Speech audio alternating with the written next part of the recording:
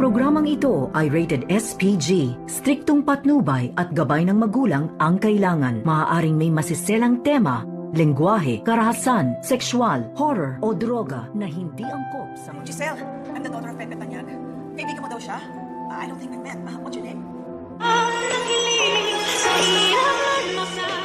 Narito na nga ang ating mga karagdagan na abangan sa abot kamay na pangarap. Hinabol nga dito ni Giselle itong si Justin at tinanong kung kaibigan ba daw siya dito ng kanyang ama na si Don Pepe.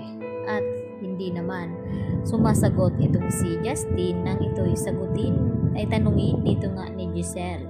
At dito na sinabi ni Giselle na hindi naman daw siya ang anak sa labas ng kanyang ama at naghahabol ng mana. At dito na nga na sumagot itong si Justin sa kanya na kung may pagtatangkaan man daw siya ay walang iba kundi itong si Giselle, baka magpa-party pa daw siya at sana siya na lang ang nasa ICU at nag-aagaw buhay. At hindi nga napigilan ni Giselle na kalad ka rin itong si Justin palabas ng kanyang ospital dahil bastos daw ito at walang modo. At sakto naman na yun din ang pagdating dito ni Eric at kitang-kita ni Eric kung paano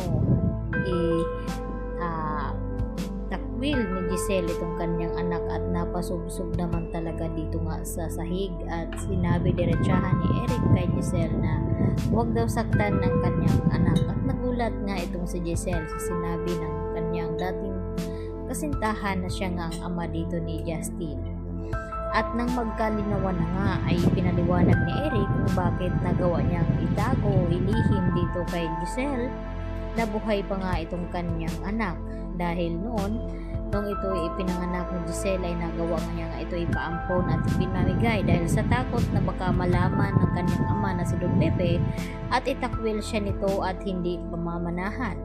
At dahil dito humingi ng tawad itong si Giselle dito kay Justin na kung bakit niya nagawa ang mga iyon. At dito naman din na sinumpatan ni Justin itong si Giselle na kung bakit nagawa daw siyang ipaampon at ipinabigay at hindi na binalikan.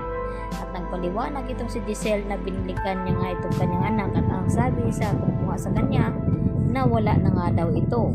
At dito naman na umiyak ng husto itong si Giselle sa harap mismo ni Justin.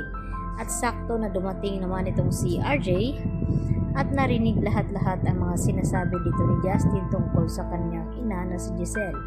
At dito na hindi napigilan ni RJ na sabihin dito kay Justin na sana na mapatawad itong kanyang ina dahil hindi nga kagustuhan ni Giselle noon na ipaampon ito at ipamigay.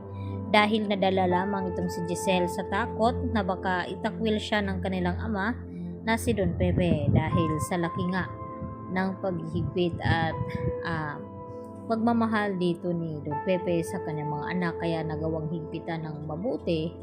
At dito na nga na ito pala si Don Pepe ang nagtago ng sekreto noon at yun na ang ipinaliwanag sa panaginip ni Giselle na malapit na nga daw niyang makakasama ang kanyang anak. At ito na nga mismo dumating na ang araw dahil pinatunayan nga ni Eric kay Giselle na buhay nga ang kanilang anak at ano nga bakay kung bakit bumalik ito dito nga sa kanya ngayon at nagpakilala bilang anak.